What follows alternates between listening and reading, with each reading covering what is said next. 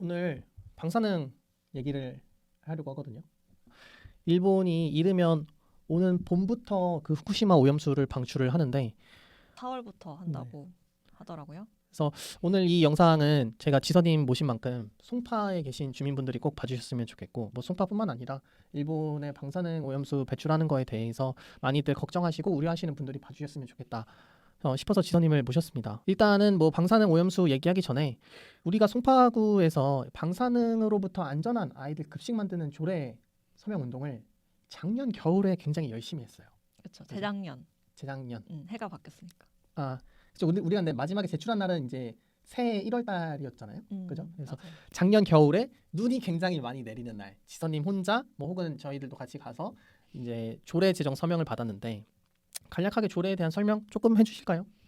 네, 많은 분들이 얘기하시는 게 그 방사능 검사를 설마 안 하고 있냐 이렇게 물어보시더라고요. 그게 말이 되냐고 이렇게 얘기를 하시는데, 정확히 얘기하자면 검사를 안 하고 있는 건 아니고 검사 체계가 있는데 굉장히 좀 허술하다. 지상파 다큐에서 또 좀 다뤄진 바 있는 내용인데, 일본에서는 수산물에 대해서 국가 차원에서 굉장히 관리 주체도 명확하지 않고 되게 구멍이 많다는 내용이 많이 보도가 됐어요. 우리가 이제 일반 사는 식재료에 대해서 이제 안전하다고 말할 수가 없는 상황인 거죠. 네. 그런 상황에서 보통 이제 저희가 안전한 먹거리라고 하면은 아이들에게만큼은 되게 안전한 거를 또 먹여야겠다, 또 이런 생각을 많이 하시잖아요. 그리고 또 그 학교 급식은 대량으로 유통되는 선택권이 없는 거다 보니까 더 이렇게 안전한 급식을 우리가 어린이나 학생들한테 제공할 의무가 있는 거고, 그리고 또 방사능 문제에 있어서는 또 영유아, 특히 영유아들은 이제 방사능에 노출됐을 때 더 그 받는 타격이 크기 때문에 굉장히 좀 조심을 해야 된다. 저희가 그러니까 국가 검사 체계에서 되게 문제가 있는 걸 알았는데, 그러면 아이들 급식에 대해서는 어떻게 검사가 진행되고 있나 이렇게 좀 찾아보니까 서울시 교육청 차원에서 일정한 기준이 있더라고요. 근데 그거를 조금 더 봐보니까 굉장히 한 소수의 학교, 그러니까 예를 들어서 서울시에 전체 학교가 뭐 몇백 개, 뭐 1,000개 이상 있을 거 아니에요. 그 전체 학교의 한 10%만 1년에 이렇게 골라서 하고 있고, 그다음에 유치원 같은 경우는 굉장히 소극적으로 하고 있다. 그래서 교육청 소관이 초등학교, 중학교, 고등학교, 유치원까지인데, 유치원은 거의 뭐 몇 개 안 하고 있고, 그다음에 또 더 중요한 거는 어린이집. 네, 어린이집 같은 경우는 교육청 소관이 아니어서 어린이집 급식에 대해서는 지금 방사능 검사 체계가 거의 없다고 보시면 될 것 같고요. 근데 이제 그래서 우리가 이 조례를 어떻게 이거를 생각을 했냐면, 사례를 좀 살펴보니까 그 구로구에 2014년도에 방사능 안정 급식 조례가 제정이 됐어요. 그래서 구청 보건소 차원에서 이거를 조금 더 훨씬 안전하고 좀 더 꼼꼼하게 그 식자재, 그러니까 아이들 급식에 아이들 들어가는 급식에 들어간 식자 공무원분들이 가서 이거를 가져온 다음에 정말로 정밀 검사를 맡기는 거예요. 그리고 그 결과를 분기별로 그 구청 홈페이지에 게시를 해요. 그래서 얼마가 나왔고 이게 적합인지 부적합인지 이렇게 해서 이 정도쯤 돼야 조금 안심할 수 있지 않을까. 우리가 물론 뭐 검사를 하자면 끝이 없겠지만, 그래도 좀 교육청 차원에서 하는 건 너무 좀 소극적이고 구멍이 많아 보이고, 구로구 정도면은 조금 안심하고 아이들한테 급식을 먹일 수 있지 않을까 해서 송파구도 좀 그런 식으로 하면 좋겠다 싶어서 이제 저희가 이 조례 운동을 하게 된 거죠. 네, 그래서 우리는 그냥 장 볼 때, 각자 집에서 장 볼 때는 국산 거 사다 먹고, 물론 뭐 거기에도 방사능이 아예 없진 않겠지만 자연 방사능도 있으니까요. 그렇지만 학교에서는 이게 대량으로 구매를 하고, 또 수입산인지 이런 게 나오긴 하지만 거기에 대해서 막 방사능 검사 이런 게 이루어지지는 않고 있어서 우리 아이들 먹는 것만큼은 방사능 검사를 하자, 이런 게 이 조례의 핵심 아니었고, 그때 송파구 주민이 서명 몇 명 했었죠? 서명이 9,700명 정도. 9,700명 정도. 1만 명 가까이 해주셨습니다. 네. 우리가 이제 송파구 의회에 우리 어린이집부터 고등학교 급식에 대해서 방사능 검사를 좀 해보자라는 조례를 제출을 했습니다. 그리고 그 결과는 어떻게 됐죠 지금? 너무 안타깝게도 지금 만 1년이 지났는데, 그래서 일정 수 이상의 그 주민분들이 서명을 해주면은, 보통 우리가 조례라고 하면은 왜 법 같은 거잖아요. 국회에서 법을 만드는 것처럼 그 이제 자치구에 있는 법이죠. 네, 맞아요. 송파구에서는 조례를 만드는데 그게 보통은 구의원들이 만들죠. 하지만 주민들이 이렇게 일정 수 이상 서명을 해주면은 주민들도 이걸 발의를 할 수가 있어요. 근데 1년이 지났는데 아직 발의가 안 되고 있는 그런 좀 답답한 상황입니다. 네, 그런 사이에 일본은 이제 빠르면 오는 4월, 3달 남았어요. 3달 뒤부터 방사능 오염수를 방류하겠다라고 했고, 벌써 그래서 제주도 같은 경우에는 기사를 찾아보니까 일본 오염수를 대비하기 위해서 방사능 검사를 확대했다고 하더라고요. 이 수산물에 대해서. 그리고 충청도도 마찬가지이고, 그런데도 9,700여 명의 주민들이 서명한 송파구에서는 아직까지도 이게 되고 있지 않다. 네, 네. 맞아요. 그래서 이게 절차적으로 보면은 뭐 여러 가지 절차가 있는데 이제 지금 구의회에서 이거를 논의 중이라고 하고 1년째? 네, 그렇다고 합니다. 뭐 선거도 뭐 있었고 담당자도 바뀌고 뭐 아직 검토가 충분하지 않아서 아직 좀 안 된다고 하시는데 이미 이제 앞서서 구로구나 또 다른 구의 사례도 있거든요. 그래서 그런 거를 좀 참고해서 적극적으로 하면 어떨까 할 필요가 있지 않나. 왜냐면 송파구민의 1%가 넘는 주민분들이 이렇게 해주신 건데 그거를 좀 잘 반영해야 되지 않을까 싶습니다. 아니 뭐 꼭 주민들이 서명을 안 했어도 이거는 정부가 지자체가 나서서 해야 되는 건데 그렇죠, 맞아요. 너무 안일한 거 아닌가 이런 생각이 좀 드는 것 같아요. 방사수가 안전하다고 할 수는 없잖아요. 원전을 좋아하시는 분들은 원전이 굉장히 안전하다라고 얘기하지만 결코 안전하진 않잖아요. 그렇죠. 예전 길에서 만난 어떤 분은 나 방사능 좋아해 막 이러는 거예요. 그래서 아니, 그런 분들도 되게 서명해달라고 그런 하니까. 분도 되게 많아요. 아니 일본이 방사능 오염수를 방류하는 거나 우리 지금 자연에 있는 방사능이나 뭐 그렇게 차이가 나냐 그렇게 얘기하시는 분들도 실제 많거든요. 그렇죠. 네. 모르실 수 있으니까 자연 네. 방사선이랑 그런 된 그러니까 인공적으로 만들어진 방사능이랑은 다른 건데. 그 일본 정부가 국제 원자력 기구랑 이 오염수를 굉장히 안전하게 방류하고 있다라는 식으로 계속 이야기를 하고 있거든요. 그런데 이 오염수에는 삼중수소, 세슘, 스트로듐 같은 방사성 물질들이 포함이 되어 있고 특히 이 삼중수소라는 것은 인체에 쌓이면 유전자가 변형이 되고 세포를 파괴해서 각종 암을 유발하는 그런 치명적인 물질이라고 하거든요. 이거를 방류한다고 하는데 일본의 방류도 막지 못했고 그렇다고 우리 송파구가 검사를 또 철저히 하는 것도 아니고 좀 답답한 부분이 좀 없지 않아 있어요. 그죠? 네, 그리고 이게 무서운 건 이제 바다라는 게 국경이 뭐 있고 막 그런 게 아니다 보니까 다 이제 연결이 돼 있다 보니까 그 칭화대 연구에 따르면은 일본에서 방류를 했을 때 그 물이 7개월 뒤에는 한국 바다에 도달한다고 하더라고요. 그래서 이제 일본산을 피하더라도 국산 수산물도 위험에 좀 노출되는 상황인 거고 그리고 좀 충격적이었던 거는 오늘 2023년이잖아요. 근데 이거를 2050년까지 계속 방류하는 거예요. 그러니까 왜냐면 지금 이 상황이 그 후쿠시마 원자력 발전소가 지금 폭발돼 갖고 이렇게 아직 해체가 안 되고 그대로 있잖아요. 근데 이게 그냥 놔두면은 과열이 돼 갖고 추가 폭발의 위험이 있기 때문에 이걸 식혀주려고 계속 냉각수를 넣고 그 냉각수 계속 발생이 되니까 그거를 계속 배출을 한다는 얘기인 거예요. 근데 그 일본 정부에서는 이 후쿠시마 원전을 50년까지 해체하겠다라는 계획이 있어요. 그러면 이제 27년 동안은 해체하지 않겠다. 그 동안은 계속 냉각수가 발생할 거고 계속 이 방사능 오염수를 바다에 방류할 거다라는 무시무시한 얘기인 거죠. 다 같이 죽자는 거네. 일본 후쿠시마 같은 경우에는 그 사고 이후로 괜찮다.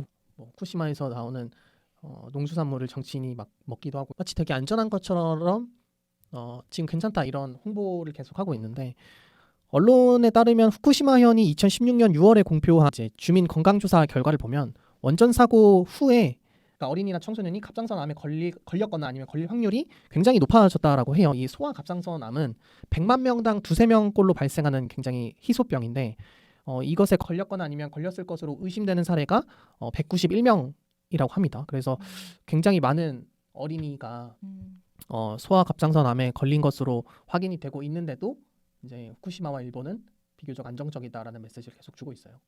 맞아요. 어떻게 보면 조금 너무 막 지나치게 이 위험을 뭔가 과장하거나 아니면 그냥 덮어두고 막 이렇게 공포에 막 떨거나 그럴 필요는 없을 것 같은데 어쨌든 방사능 물질이란 게 쌓인 만큼 그만큼 안 좋은 거거든요. 그러니까 이거를 최소화하기 위해서 이제 노력을 해야 되는 부분이고 무조건 무서워해야 되는 것도 아니지만 또 무조건 이거 안전하다. 근거 없이 어떤 분은 본인은 원전에 찬성하기 때문에 방사능은 안전 이렇게 얘기하는데 그건 정말 논리적으로 정말 너무 맞지 않는 그 일본의 어린이와 청소년의 이 갑상선암에 걸릴 확률이 이만큼 높아졌다라는 것은 이 오염수를 방류하고 그게 이제 동해를 흘러서 우리 입으로 들어왔을 때 우리 아이들도 걸릴 수 있는 확률이 높아진다라고 생각할 수밖에 없잖아요. 그래서 그렇죠. 각 지자체와 정부가 나서서 이 방사능 오염수를 측정을 해야 되는 거고 특히나 아이들이 먹는 급식에는 우리가 좀 검사를 확실하게 해야 된다라고 하는 건데 송파구는 왜 안 한대요? 송파구는 그러니까 이게 다 같은 이유인 것 같아요. 그냥 뭐랄까 아니 이게 저는 쟁점이 과연 필요한가? 그냥 우리 아이들 먹는 식자재에 방사능 검사 하자고 하는 것뿐이고 그거 하자고 주민들이 서명 받았고 구의회에 잘 제출했는데 의회는 왜 안 하는 걸까요? 그러니까 의원분들이 일단 이거에 대해서 잘 모르세요. 음. 굳이 해야 되나? 이 비용 너무 많이 드는 거 아닌가? 그러니까 막연히 잘 모르면서 그렇게 말씀을 하시더라고요. 송파에서는 좀 의원분들을 좀 찾아가서 주민분들이 이거에 굉장히 관심이 많고 좀 애써 주셨으면 좋겠다. 이거를 잘 통과될 수 있게 협조를 해줬으면 좋겠다라고 좀 말씀을 드리려고 송파구 의원들을 찾아가 보려고 합니다. 네. 지금 송파구 의회는 아니지만 지난 송파구 의회가 또 일을 굉장히 안 하는 걸로 유명하더라고요. 맞아요. 네. 이제 조례 발의 건수가 서울시 26개 자치구 중에서 꼴찌였어요. 네, 의원 한 명당 평균 조례 발의 건수가. 근데 또 얘기 들어보니까 송파구에서 하는 얘기가 그거더라고요. 구청에서 조례를 많이 만든다. 그래서 우리가 굳이 안 한다라고 하는데 사실은 이런 입법 기관이잖아요. 그러니까 의회의 고유 역할이 이제 조례를 만드는 건데 그거에 대해서 좀 그렇게 하기에는 좀 너무 안일하지 않나 그런 생각도 들었습니다. 네.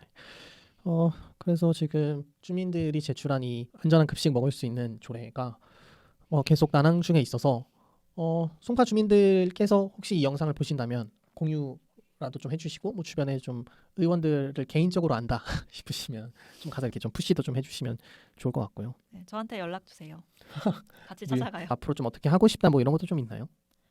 일단은 송파구에서 조례 제정이 되면 좋을 것 같고 구로구 사례가 있기 때문에 이게 송파까지 할 수 있었던 거잖아요. 그리고 어쨌든 그런 부분에 있어서 조금 더 송파에서도 좀 사례를 만든다. 요거에 좀 집중하려고 합니다. 네.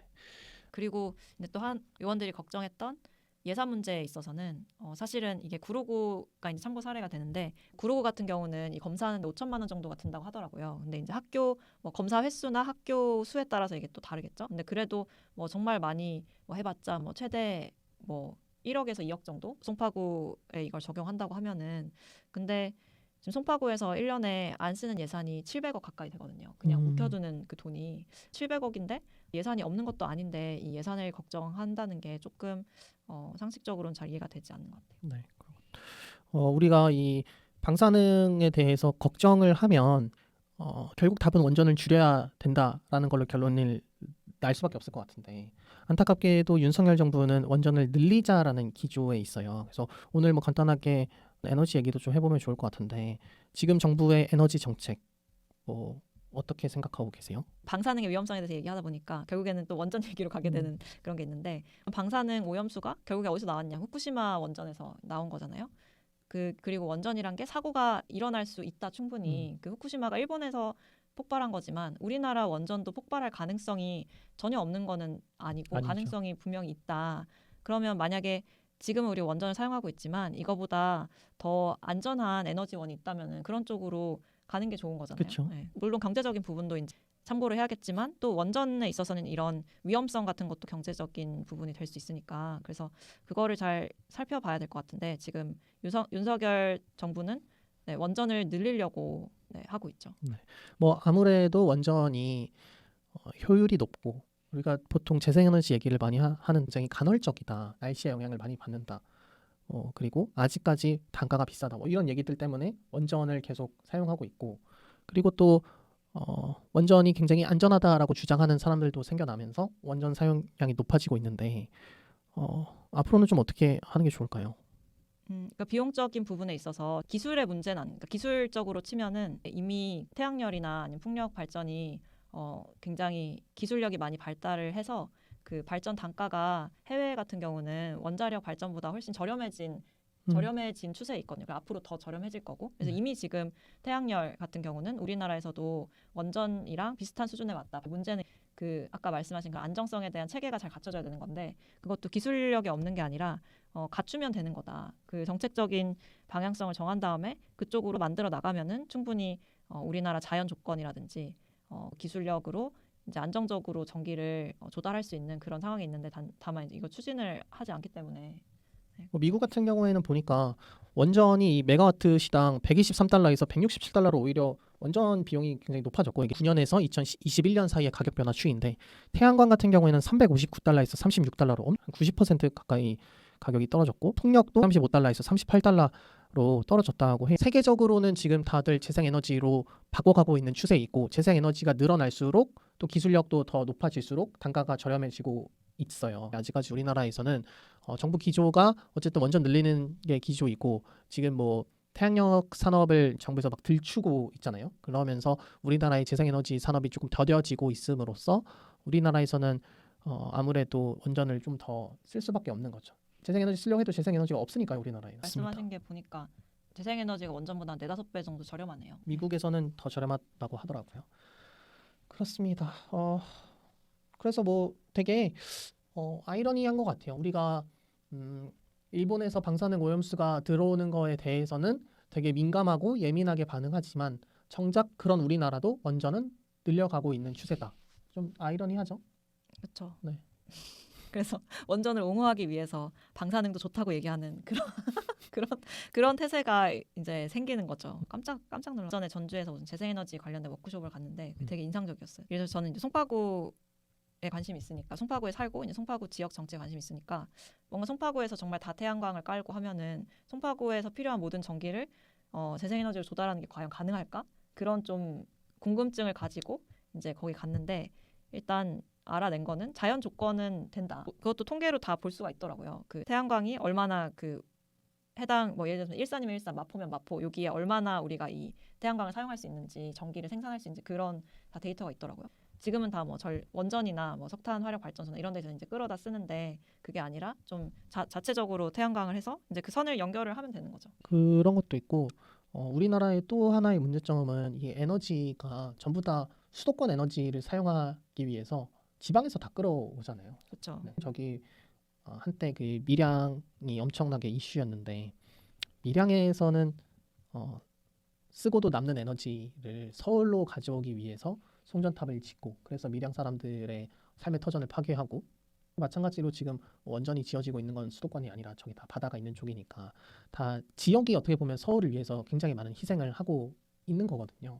그래서 이런 중앙 집중적인 에너지 체계도 언젠가는 좀 해결해야 되지 않나. 우리가 언제까지 서울 사람들 잘 먹고 잘 살자고 지방 사람들에게 이런 피해들을 안겨야 되나 이런 거에 대한 고민도 필요할 것 같아요.